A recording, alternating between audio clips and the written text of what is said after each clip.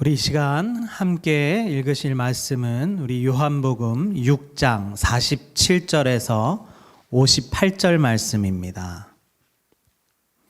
요한복음 6장 47절에서 58절 말씀입니다.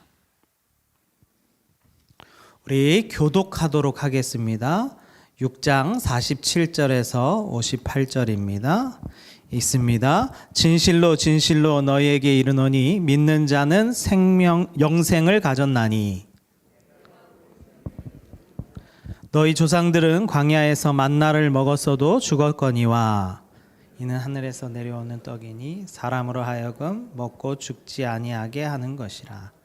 나는 하늘에서 내려온 살아있는 떡이니 사람이 이 떡을 먹으면 영생하리라. 내가 줄 떡은 곧 세상 생명을 위한 내 살이니라 하시니라. 그러므로 유대인이 서로 다투어 이르되 이 사람이 어찌 능히 자기 살을 우리에게 주어 먹게 하겠느냐. 예수께서 이르시되 내가 진실로 진실로 너희에게 이르노니 인자의 살을 먹지 아니하고 인자의 피를 마시지 아니하면 너희 속에 생명이 없느니라. 내 살을 먹고 내 피를 마시는 자는 영생을 가졌고 마지막 날에 내가 그를 다시 살리리니 내 살은 참된 양식이요 내 피는 참된 음료로다. 내 살을 먹고 내 피를 마시는 자는 내 안에 거하고 나도 그 안에 거하나니 살아계신 아버지께서 나를 보내심에 내가 아버지로 말미암아 사는 것 같이 나를 먹는 그 사람도 나로 말미암아 살리라. 이것은 하늘에서 내려온 떡이니 조상들이 먹고도 죽은 그것과 같지 아니하여 이 떡을 먹는 자는 영원히 살리라. 아멘. 할렐루야. 네. 이제 날씨가 오늘 좀 따뜻해서 그런가 여기도 좀 푸근한 것 같아요. 졸음을 이렇게 좀 떨쳐내시고 오늘 말씀에 집중하셨으면 좋겠습니다.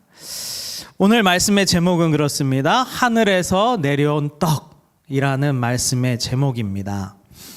지금 이제 말씀이 쭉 흘러가는 것이 애굽에서부터 시작해서 광야의 길로 지나고 가나안 땅으로 가는 그 여정을 이야기하고 있습니다. 이 광야의 과정이 꽤 긴데 오늘은 광야의 삶에서 그들이 살아가기에 제일 중요했던 부분이 무엇일까 또 고민해 보게 됐고 또 오늘 그것 중에 하나를 한번 이야기해 보려고 합니다. 광야에서 이스라엘 백성들이 살 수 있었던 가장 중요한 이유 중에 하나는 가장 살 수 있었던 중요한 것 중에 하나는 무엇입니까? 그것은 그들에게 끊임없이 공급되었던 양식이 있었기 때문에 그래요.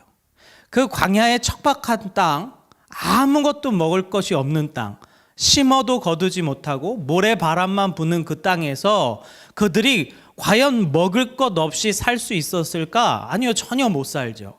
그래서 하나님께서 그들에게 내려주신 것이 있어요. 아침마다 들판에 나아가면 이슬과 같이 맺혀져 있는 게 있었어요. 무엇입니까?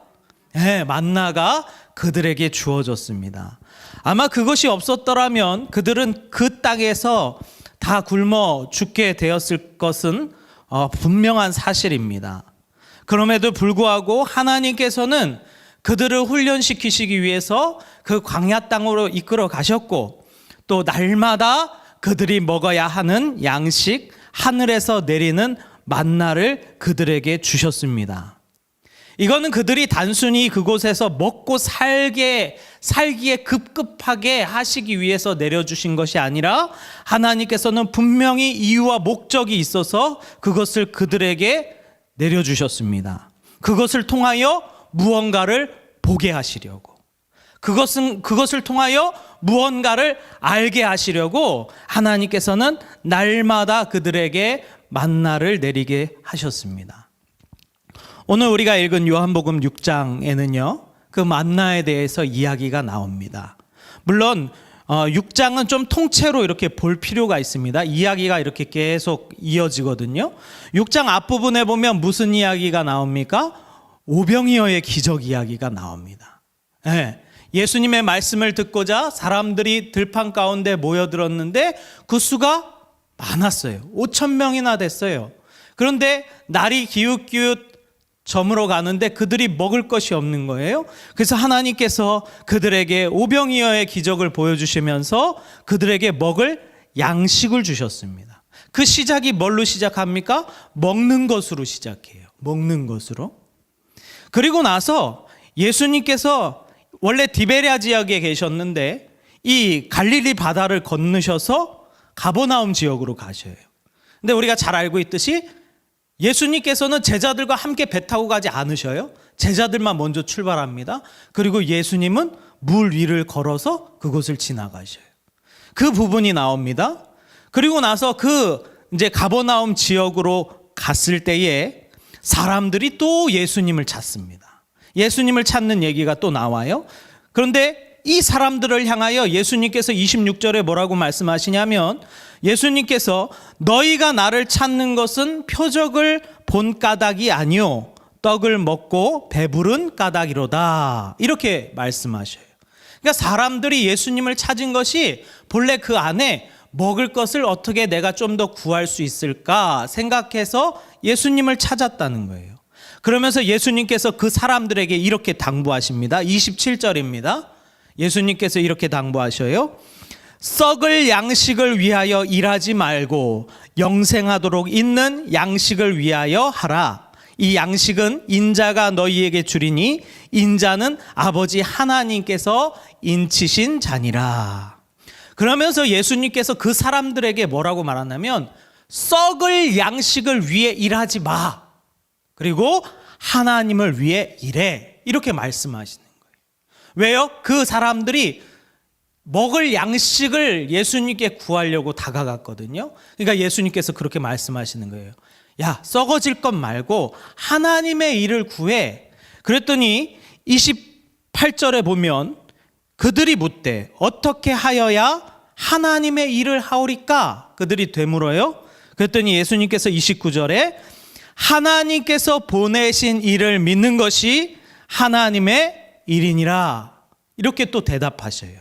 그러니까 썩을 양식을 위해서 일하지 말고 하나님의 일을 위해서 일하는데 그러면 하나님의 일을 위해서 하는 것은 무엇입니까? 하나님께서 보내신 자를 믿는 것이 하나님의 일이야. 이렇게 말씀하셔요. 그랬더니 그들이 오히려 되묻습니다. 뭐라고 말하냐면 그러면 우리가 당신을 믿게 하는 표적이 무엇입니까?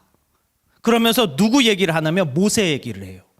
모세는 예전에 모세 자신을 하나님의 사람으로 믿게 하기 위해서 하늘로부터 만나를 내려주었는데 당신은 우리에게 무슨 표적을 보여주시겠습니까? 이렇게 묻는 거예요. 그랬더니 예수님께서 32절에 이렇게 말씀하십니다. 32절 보면 이렇게 말씀하셔요. 예수께서 이르시되 내가 진실로 진실로 너희에게 이르노니 모세가 너희에게 하늘로부터 떡을 준 것이 아니라 내 아버지께서 너희에게 하늘로부터 참떡을 주셨나니 하나님의 떡은 하늘에서 내려 세상에 생명을 주는 것이라. 이렇게 말씀하셔요. 그러니까 하나님께서 그때는 모세가 떡을 내린 게 아니라 그것도 하나님께서 내리신 거지만 이제는 하나님께서 너희에게 생명의 떡을 내려주실 거야. 이렇게 말씀하시는 거예요. 그러니까 사람들이 깜짝 놀라서 34절에 그러면 그 생명의 떡 우리도 주세요. 우리도 주세요. 그랬거든요. 그랬더니 예수님께서 뭐라고 그러셔요? 내가 떡이야. 내가 생명의 떡이야. 이렇게 말해서요.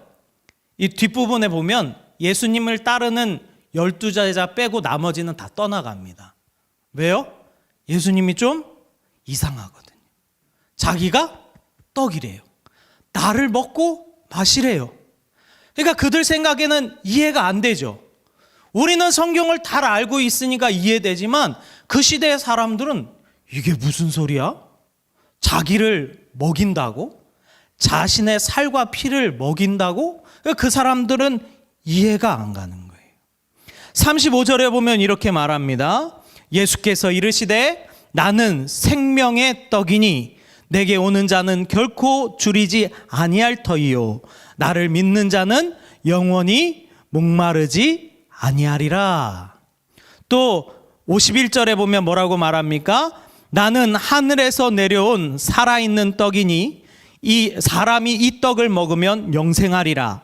내가 줄 떡은 곧 세상의 생명을 위한 내 살이니라. 이렇게 말씀하셔요.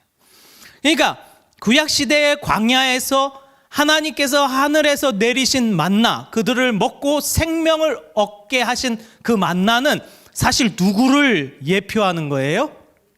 예수 그리스도를 예표하는 거예요. 그러니까 광야에서 그들이 끊임없이 먹어야 되는 것은 무엇을 말하는 거예요? 예수 그리스도를 말하는 거예요. 이 구약 성경에는요, 이 예수님을 예표하는 여러 가지들이 있습니다. 먼저는 이 아담과 하와가 범죄할 때 하나님께서 그들에게 무엇을 입혀주십니까? 가죽옷을 입혀주셔요. 그들의 수치와 허물을 덮기 위해서 가죽옷을 입혀주셔요. 근데 우리가 한 가지 생각해야 될 것은 뭐냐면, 그러면 그들의 수치를 가리기 위해서 어떠한 동물이 죽었다는 거예요. 피를 흘렸다는 거예요. 그들의 수치를 가리기 위해서 어떠한 짐승이 그 가죽을 내어주기 위해서 죽었다는 거예요. 우리가 잘 알고 있듯이 유월절의 어린 양도 마찬가지입니다. 그 어린 양이 죽음으로 말미암아 그 문설주에 피를 바르고 그 어린 양은 어떻게 해야 돼요? 먹어야 돼요. 그 피 먹어야 돼요. 구약의 이 속죄의 제사도 마찬가지입니다. 짐승에게 안수하고 그 죄를 전가한 다음에 그 짐승을 죽여야 돼요. 피를 흘려야 돼요. 이처럼 구약 시대에는 예수님을 예표하는 여러 가지들이 있었는데 그 중에 하나 만나도 마찬가지더라 이 말이에요. 만나도 하나님께서 예수 그리스도를 예표로 그 백성들에게 주신 것이다 이 말이에요. 그래서 이 예표들은 공통점이 있는데 그것은 무엇이냐면 죽고 피를 흘리고 찢어져야 한다는 거예요. 그리고 그것이 먹어져야 된다는 거예요. 이것이 예표의 공통적으로 나타나는 표징들입니다. 이처럼 성경은 많은 부분에서 뭐라고 말하냐면 그 살과 피를 먹어야 된다 그래요. 누구의 살과 피를? 예수 그리스도의 살과 피를 끊임없이 먹어야 된다고 말해요. 그러면 우리가 예수 그리스도를 오늘날 먹고 마신다는 것이 무슨 의미입니까? 우리 이것을 확실히 알아야 돼요. 예수님을 먹고 마신다는 것, 그분의 살과 피를 먹고 마신다는 것, 보통 먹는다는 것은 무엇입니까? 그것이 먹어지면 내 세포에 영양분을 공급하고 내 피에 그 영양분이 흘러넘치고 그것이 내 안에 가득 채워지는 것을 말해요. 내 세포마다 뼈 마디마다 그것을, 그 에너지를, 그 힘을 공급받는다는 것을 의미해요. 그러면 우리가 예수님을 먹고 마신다는 것은 무엇을 말하는 것입니까? 그분의 생각, 그분의 마음, 그분의 뜻이 내 세포, 내 뼈 마디마다 다 가득 채워져야 된다는 것을 의미한다 이 말이에요. 할렐루야. 이것이 우리가 그분을 먹고 마시는 거예요. 지식적으로 말하는 것이 아닙니다. 우리의 삶이, 내 움직임 하나하나가, 내 생각 하나하나가 누구로 가득 채워져야 된다는 거예요? 예수 그리스도로 가득 채워져야 된다는 거예요. 그래서 주님은 먹으라고 하셨고 그래서 주님은 마시라고 하셨어요. 우리 안에 그 예수 그리스도로 가득 채워지기 위해서. 따라서 그분이 피 흘리시고 죽으신 것이 나랑 관련이 있어야 돼요. 왜요? 나를 먹이시기 위해서 그렇게 하셨잖아요. 광야에서 내린 그 만나가 그들이 먹고 힘을 얻고 40년 동안 광야에서 살아갈 수 있었어요. 그러면 오늘날 우리도 이 척박한 땅에서 살아갈 때에 우리 안에 무엇을 채워야? 예수 그리스도를 가득 채워야 이 척박한 땅을 살아갈 수 있다라는 거예요. 그래서 예수님께서 죽으시고 찢어지시고 피 흘리시고 그리고 나를 위하여 물과 피를 다 쏟으신 사건이 나와 관계가 있어야 된다 이 말이에요. 남 얘기가 아니라 내 이야기여야 한다라는 거예요. 내 이야기여야 한다. 결국 나를 먹이시고 또 나 때문에 피 흘리시고 찢어지시고 죽으셨다는 것을 우리가 알고 있어야 된다라는 거예요. 제가 아무리 이 자리에서 여러분에게 예수님의 살과 피를 먹어야 합니다 라고 아무리 이야기해도요, 여러분이 안 먹으면 아무 소용이 없어요. 여러분이 마음 가운데 그렇구나, 예수님께서 날 위해 찢어지셨구나, 예수님께서 날 위해 피 흘렸구나, 예수님께서 날 위해 죽으셨구나, 이것이 내 이야기가 돼야지 옆에 사람 이야기 되면 아무 의미가 없다 이 말이에요. 가끔 이 수련회를 가면요, 막 어떤 사람은 막 그냥 굴러가며 막 무슨 두두두두 막 헬리콥터 소리를 내며 막 기도를 합니다. 근데 또 어떤 사람은 멀뚱하게 있는 사람도 있어요. 이게 남 얘기가 되면 안 된다는 거예요. 그 예수 그리스도의 그 찢어지심이, 피 흘리심이 누구 얘기가 돼야 된다는 거예요? 내 이야기가 돼야 된다는 거예요. 아무리 옆에 있는 사람이 울고 불고 회개하고 이렇게 둥글고 기도하고 난리를 쳐도 내가 안 하면, 내가 안 먹으면, 내가 회개하지 않으면 아무것도 아닌 거예요. 이게 무슨 의미가 있습니까? 사도행전 2장에 보면요, 베드로가 이 성령 강림 후에 베드로가 이스라엘 백성들에게 첫 설교를 합니다. 그런데 그 설교에 2장 36절에 보면 이런 말씀을 해요. 그런즉 이스라엘 온 집은 확실히 알지니 너희가 십자가에 못 박은 이 예수를 하나님이 주와 그리스도가 되게 하셨느니라. 이 말이 무엇이냐면요, 너희가 죽인 예수가 부활했어. 그런데 중요한 건 그 예수를 누가 죽였어? 너가 죽였어 라고 베드로가 말하는 거예요. 너희가 죽였어. 그랬더니 2장 37절에 봅니다. 2장 37절에 보면 그들이 이 말을 듣고 마음에 찔려 베드로와 다른 사도들에게 물어 이르되 형제들아 우리가 어찌할꼬, 이렇게 얘기했다는 거예요. 어찌할꼬. 제가 이 어찌할꼬로 좀 설명을 해볼게요. 어찌할꼬, 어떠한 마음이었을까? 제가 전에 누가 급하게 아파가지고 모시고 응급실에 간 적이 있어요. 응급실에 갔는데 그분은 뭐 급한 일은 아니었어요. 그래서 그분을 이제 잘 치료하고 그분이 누워서 이제 쉬고 있는데 응급실 문이 열리더니, 코로나 전입니다. 응급실 문이 열리더니 한 4-5명이 우르르 막 들어오는데 한 이제 젊은 엄마가 아이를 안고 막 뛰어들어와요. 막 아이를 안고 뛰어들어오는데 어떻게 하면서 막 뛰어들어오는 거예요. 그래서 이제 막 소동이 일어나니까 무슨 일인가. 이제 그 아이가 이제 의사에게 전달이 되고 그 아이는 급하게 응급실 안으로 들어갔어요. 근데 이 엄마가 계속 하는 얘기 어떻게 하는 거예요. 그래서 이제 물어보니까 이 엄마가 아이를 떨어뜨린 거야. 이 엄마가 아이를 떨어뜨렸는데 이제 상황을 보니까 머리로 떨어진 것 같아. 그래가지고 아이가 올 때부터 막 이렇게 경련을 일으키면서 오는데 엄마 그 마음에 어떡하지 하는 이 마음이 막 있는 거예요. 그래서 이제 의사에게 전달이 됐는데 좀 있다가 의사가 와서 이제 그 사람들 모이고 또 그 부모가 있는 데서 이렇게 얘기합니다. 준비하셔야 될 것 같습니다. 이렇게 얘기하는 거예요. 그때 저는요, 그 아줌마가 딱 앉으면서 어떡하지 하는 얘기를 들었어요. 근데 그 얘기가 이 말씀을 듣는데 생각이 나는 거예요. 어떡하지? 과연 이 예수님을 찔러 죽이라고 했던 자들이 자신이 죽인 자가 하나님이라는 것을 알았을 때 베드로에게 어떻게 얘기했습니까? 베드로요, 내가 어떻게 합니까? 내가 어떻게 합니까? 내가 예수를 죽였는데, 내가 죽이라고 이야기했는데 어떻게 합니까? 라고 외치는 것이 그 엄마가 자식을 떨어뜨려서 어떻게 할까? 어떻게 해야 되나? 하는 그 심정과 같겠다라는 생각이 들더라고요. 그러니까요, 우린 잘 알아야 됩니다. 여러분 생각해 보세요. 만일 예수님 계셨던 시대에 내가 그 시대의 사람이라면 우리 성도님들은 예수를 죽이라고 하는 편에 섰을까요? 아니면 예수님을 위하여 눈물 흘리는 자리에 섰을까요? 저는 감히 생각컨대 나는 예수님을 죽이라고 하는 그 자리에 있지 않았겠는가? 그런 생각을 해요. 왜요? 예수님을 몰랐으니까. 예수님이 누구신지 몰랐으니까.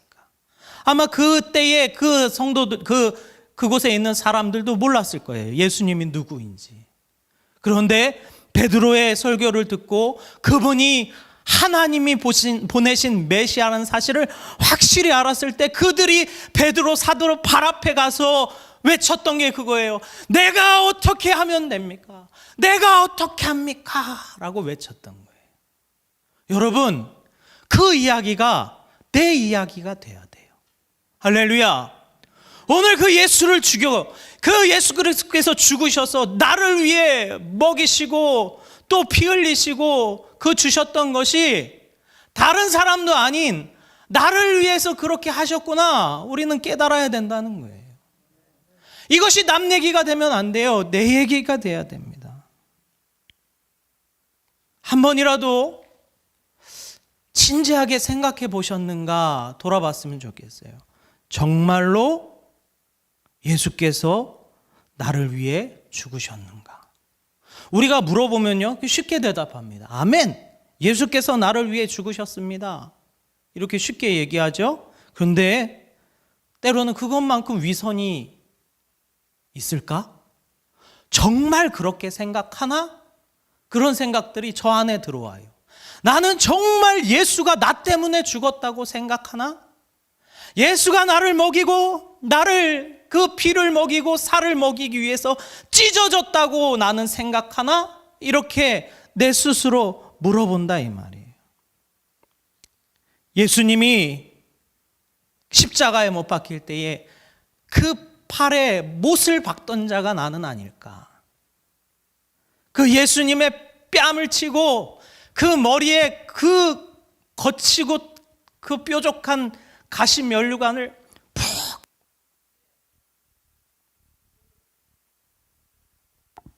그 씌우는 것이 내가 아닐까? 그런 생각을 해봅니다. 예수님께서 십자가에 달려 돌아가실 때에 그 옆구리에 예수님께 창을 찌르면서 죽었나 살았나 확인해 보는 것이 내가 아닌가? 그런 생각을 해봅니다.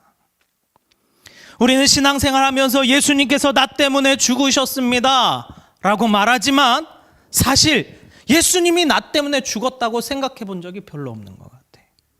우리 성도님들은 어떠십니까? 이것을 어떻게 알 수 있느냐?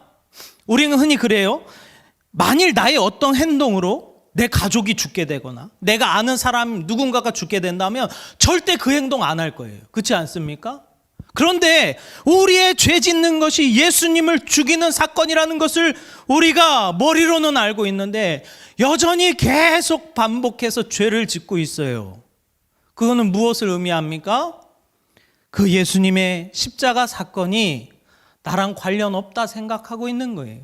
그러니까 여전히 버젓이 나도 죄를 지고 오늘도 내일도 계속 죄를 지며 살아가는 거죠. 물론 죄에서 자유로운 사람 아무도 없습니다. 이 세상에 의인은 단 한 사람도 없습니다. 아멘. 주님께서 그렇게 말씀하셨어요. 이 세상에 의인은 아무도 없다. 그러나 우리가 한 가지 달라야 되는 건 무엇입니까? 적어도 우리가 죄를 이길 수 없으면 죄를 이기게 해달라고 기도라도 해야죠. 그분께 붙잡고 매달리기라도 해야죠. 그분께 도와달라고 기도하면서 울부짖어야죠. 근데 우리가 이것을 안 하는 거예요. 그래서 우리가 망하는 겁니다. 주님을 붙잡지 않는 것. 오늘 담임 목사님 말씀 들으면서 그 말씀이 기억납니다. 예수님을 믿기 전과 후에 뭐가 다르더냐? 예수님을 믿기 전에는 죄를 쫓아다녔는데 예수님을 믿고 난 후에는 죄에서 도망쳐 다닙니다. 이 말씀. 이것이 바로 우리가 우리 마음 가운데 예수님이 나 때문에 죽었다고 생각한다면 응히 마땅히 가져야 되는 마음인 줄 믿습니다. 죄와 싸우고 죄를 이겨내려고 몸부림치고 그것이 안 될 때는 주님께 기도해서 도와달라고 요청하고 이것이 바로 참된 그리스도의 모습이 아니겠습니까? 성경은 뭐라고 말합니까? 우리를 군사라고 말합니다. 전신갑주를 입으래요. 할렐루야. 싸워서 이기래요. 군사가 되래요. 머리에는 구원의 투구를 쓰고 의의 형비를 그치고 진리의 띠를 띠고 말씀의 검, 성령의 검을 들고 무장하라는 거예요. 왜요? 저 악한 세력과 싸워 이겨야 되기 때문에. 그렇지 않으면 오늘 또 내가 예수 그리스도를 찢어야 되고 오늘 또 내가 예수 그리스도의 피를 마셔야 된다는 거예요. 우리가 이러한 일을 계속 반복하지 않도록 오늘도 이 시간 이 자리에 오신 우리 성도님들 말씀으로 믿음으로 무장되시기를 간절히 소망합니다. 오늘도 이렇게 말씀만 듣고 그냥 돌아가시면 아 좋은 말씀 들었구나 하고 그냥 끝이에요. 반드시 뭔가 결단하셔야 돼요. 무엇을 바꿀 건지 오늘 내가 어떤 것을 변화시킬 건지 나의 기도 생활은 나의 말씀 보는 생활은 내 교회 생활은 내 부딪히는 사람과의 관계는 습관적으로 짓는 죄들은 이 어떻게 끊어낼 것인가 이런 것이 아주 구체적으로 오늘 하나님 앞에 결단돼야 돼요. 할렐루야. 그래야 우리가 예수 그리스도를 또 십자가에 못 박고 죽이는 그 일을 하지 않는다 이 말이에요. 오늘도 이 일에서 승리하시는 성도님들 되시길 바랍니다. 오늘도 예수 그리스도의 살과 피를 먹으시길 바랍니다. 내 안에 가득 채우시기를 간절히 소망합니다. 이 세포 하나하나마다 내 뼈 마디 하나마다 주님의 살과 피가 가득 채워질 수 있도록 할렐루야. 그래서 내가 하는 생각, 내가 바라보는 눈, 내가 행동하는 손짓 하나, 내가 걸어가는 그 발걸음 하나하나가 다 하나님께서 기뻐하시는 자로 세워져가는 우리 성도님들 되시기를 간절히 소망합니다.